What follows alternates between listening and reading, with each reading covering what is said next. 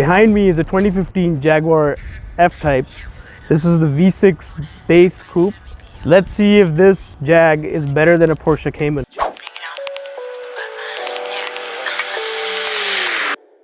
Comes with 340 horsepower, 332 pound-feet of torque. It is 44 pounds lighter than the Roadster.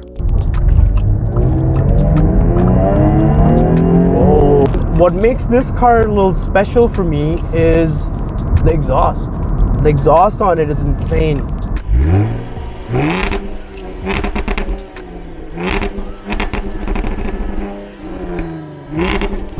The way it has those like pops and crackles for like downshifts when you're in dynamic mode. Right now I'm in just like drive mode, and I am driving without the windows open and the AC on. This thing doesn't have a sunroof. I just wanted to get as much sound as I can. Right away, when you get in, it's a premium car. The quality is very good on it. Switch dynamic is confirmed. Now I can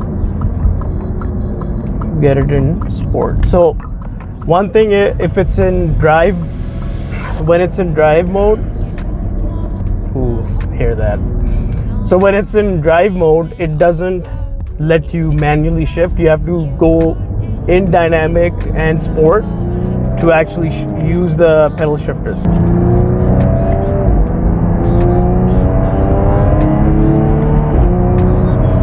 Wow. The rear spoiler comes up when you're going past 100, and it's such a nice feeling to be looking at from your rear view mirror. And the handling is so sharp on this thing. It is smooth. I love it. So the 340 horses that this car has, it actually feels a lot more because the exhaust is so loud and the shifting is so savage that it feels like you're sitting in a 500 horsepower car. Jaguar says that I think it does the V6, not the V6S. V6S has 380 horsepower. That does 0 to 60 in 4.9 seconds, and this is supposed to do it in, I believe, 5.2 or 5.3. Please don't quote me on it. I'll double check and then edit this out.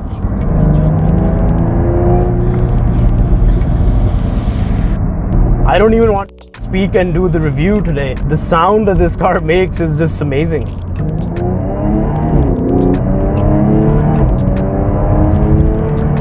Oh, I love the short shifts on it. Oh.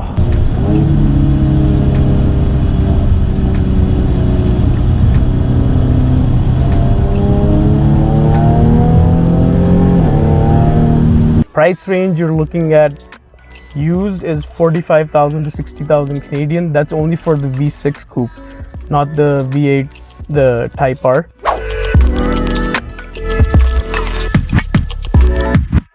Now, talking about the competition, competes with the Porsche Cayman, and Porsche Cayman, just like this Jag, comes in different configurations.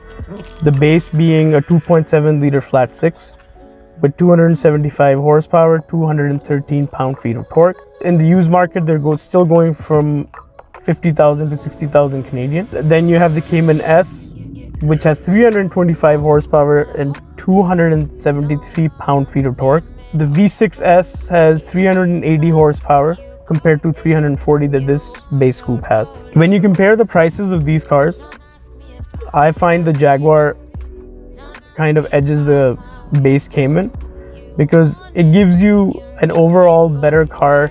You get more power, you get a lot of comfort in this car.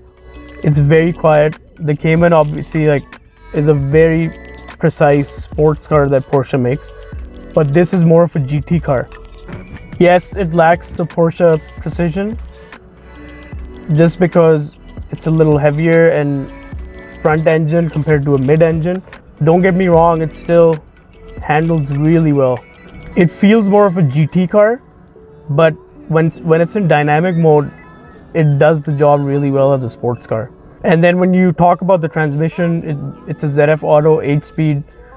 So compared to a PDK honestly, nothing in the world can compete with a PDK. That's how lightning fast they are. That's just me being more critical about the car, but this transmission shifts really well too. Things that I really like about it, the first thing is obviously when you start her up, the exhaust note on it. If you compare to some other V6 that are supercharged, like the Audi S4 comes to mind, and stock, the Audi S4 does not sound like that at all.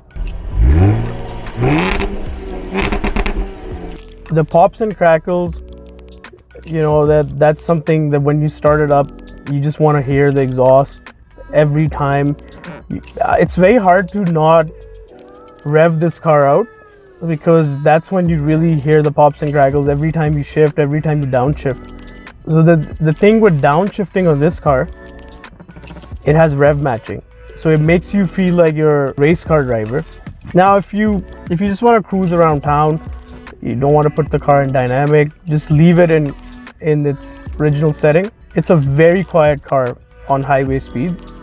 Unless you really mash the pedal, you don't hear that exhaust go crazy. Or if you put it in dynamic, then obviously the whole rev range, that's what the exhaust will do. It will keep doing its pops and crackles every time. Another thing that Jaguar had introduced was corner precision.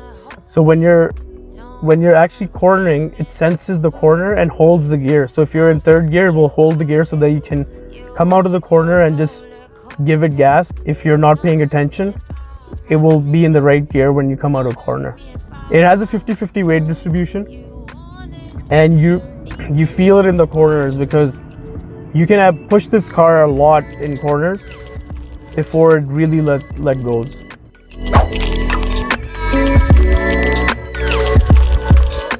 And the infotainment system is not the most user-friendly, but it does the job again. So infotainment system, I don't talk about them that much because everyone has their own preferences. Some people love the BMW iDrive, some people hate it. Some people love the Audi MMI, some people hate it. So it just varies from person to person what they think is the best layout.